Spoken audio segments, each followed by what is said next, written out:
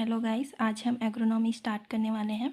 Agronomy दो word से मिलकर बना हुआ है, एग्रोस और नॉमस। इससे पहले हम बता दें कि एग्रोनॉमी जो है वो ग्रीक वर्ड है। जिस भी लेटर में नॉमी आपको दिखेंगे वो ग्रीक वर्ड होते हैं। ओके, सो एग्रो और नॉमस से मिलकर बना हुआ है। एग्रो जो है वो फील्ड है एंड नॉमस है मैनेजमेंट।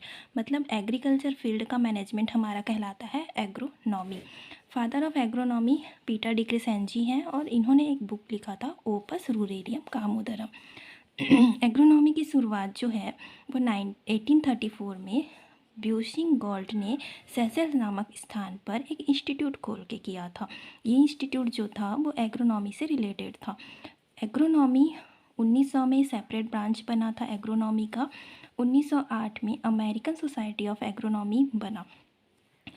गाइस, जो 1955 है उसमें इंडियन सोसाइटी ऑफ एग्रोनॉमी बना। 1908 में हमारा जो सोसाइटी था उसका नाम था अमेरिकन सोसाइटी ऑफ एग्रोनॉमी। उसके बाद 1955 में जो सोसाइटी बनी वो इंडिया के लिए बनी थी, जो कि थी Indian society of agronomy.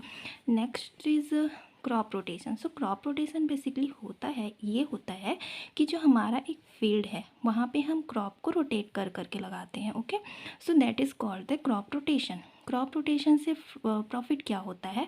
Crop rotation से जो सॉइल की फर्टिलिटी है वो मेंटेन रहती है, सॉइल की इरोजन जो है वो रिड्यूस होता है, हाई प्रोडक्शन होता है, प्लांट का प्रोटेक्शन होता है, इकोलॉजिकल बैलेंस होता है। ओके, सो नेक्स्ट हम आते हैं cropping intensity.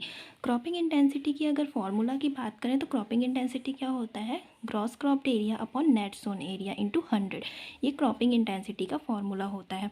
Gross cropped area क्या होता है? जैसे हमारा एक पर्टिकुलर लैंड है, just like this is our land, है ना, ये हमारा 15 हेक्टेयर का लैंड है, तो ये हमारा हो जाएगा net sown area. Gross sown area क्या हो जाएगा?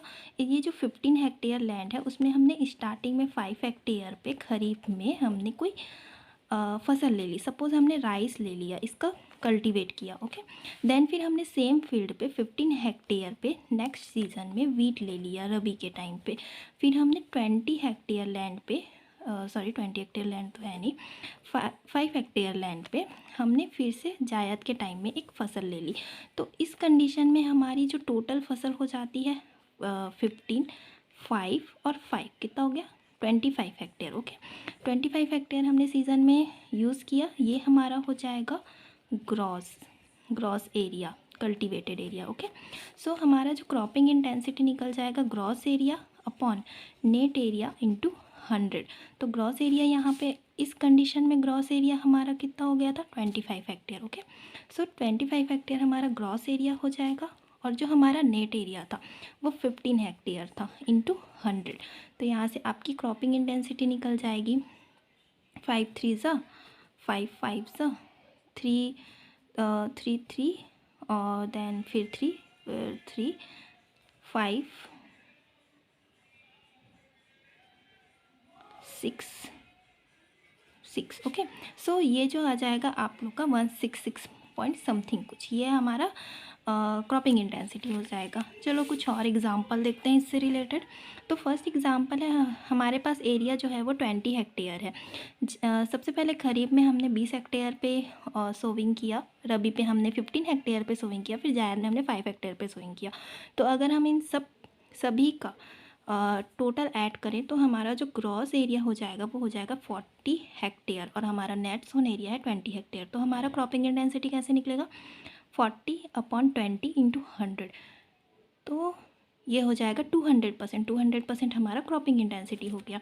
अब हम दूसरा टर्म पढ़ते हैं, crop rotation intensity. Okay, crop rotation intensity में क्या करते हैं हम, जो एक पर्टिकुलर एरिया पे नंबर ऑफ़ क्रॉप कितने लगाते हैं, कितने ड्यूरेशन के लिए लगाते हैं। ओके, तो number of crop upon crop duration into 100 करेंगे तो क्या निकल जाएगा? अपना क्रॉप रोटेशनल इंटेंसिटी निकल जाएगा। क्रॉप रोटेशनल इंटेंसिटी में एक बात नोट करने वाली है कि जो फैलो और ग्रीन मैन्योर जो हम लगाते हैं फील्ड में, ओके, उसे फसल में हम काउंट नहीं करेंगे, लेकिन सीज़न में हम ज़रूर काउंट करेंगे। मतलब जो हमारे यहाँ पे नंबर ऑफ़ क्रॉप है उसमें वो काउंट नहीं होगा, लेकिन ड्यूरेशन में वो काउंट होगा। ओके, और जैसे कि हम इंटर क्रॉपिंग लगाते हैं, जस्ट लाइक सोयाबीन के साथ मेज लगाएंगे तो ये एक क्रॉप ही काउंट होगा, हम उसे अलग अलग नहीं काउंट करेंगे। तो ये चीज़ें यहाँ पे ध्यान देने लायक है। ठीक है, तो क्रॉपिंग रोटेशन इंटेंसिटी का एक एग्जांपल लेते हैं। जैसे कि सोयाबीन के बाद हमने वीट लगा दिया, तो यहाँ पे हमारा क्रॉप क्या हो गया, नंबर ऑफ़ क्रॉप 2 हो गए, और जो हमारा ईयर है वो एक ही होगा। क्यों? क्योंकि ये दोनों जो क्रॉप है वो एक साल के अंदर ही, हाँ, एक साल के अंदर ही लगाया जाएगा एक फील्ड पे। ओके, तो यहाँ पे क्रॉप रोटेशन इंटेंसिटी क्या हो जाएगा, 200% हो जाएगा। ओके, उसके बाद नेक्स्ट अपन आते हैं सोयाबीन और मेज के बाद अपन वीट लगाते हैं, देन फिर फैलो छोड़ देते हैं, और फिर फैलो को अपन काउंट करेंगे, लेकिन हम ईयर में काउंट नहीं करेंगे। तो यहाँ पे जो फसल हो गई वो 1, 2 एंड 3 हो गई। 3 डिवाइड बाई 2 इंटू 100 हो गया, और हमारा यहाँ पे क्रॉपिंग रोटेशन इंटेंसिटी हो गया वो 150% हो गया। ओके, सो थर्ड एग्जांपल हो जाएगा पैडी, वीट, मूंग, फिर शुगर कैन और ग्रीन। ये हमने फसल लिया, यहाँ पे हमारा ये फर्स्ट हो गया, सेकंड हो गया, थर्ड हो गया, और फिर ग्रीन मैन्योर जो कि फोर्थ हो गया। फोर्थ होगा, लेकिन हम इसे सीज़न में काउंट नहीं करेंगे, क्योंकि यहाँ पे शुगर कैन ऑलरेडी 2 साल का क्रॉप है, तो यहाँ पे 2 और ये 1, मतलब कि 3 हो जाएगा।